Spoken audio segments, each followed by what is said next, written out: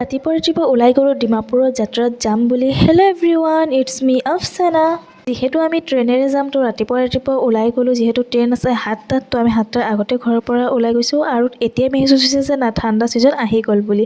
তো আহি পেলাই ট্ৰেইনত উঠি ল'লোঁ আৰু আমি আহি গ'লোঁ এতিয়া চাপৰমুখ। তো চাপৰমুখৰ পৰাই আমাৰ ট্ৰেইন আছিলে ডিমাপুৰৰ। আৰু এতিয়া ট্ৰেইনৰ কাৰণে 1 ঘণ্টামান ৱেইট কৰিব লাগিব, লেটকৈ আছে ট্ৰেইন।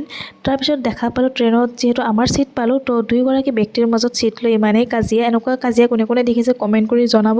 কাজিয়াটোত বেয়া লগাতকৈ বেছি হাঁহিহে পাইছে, ইমানেই কাজিয়া হৈছে নহয় কি ক'ম।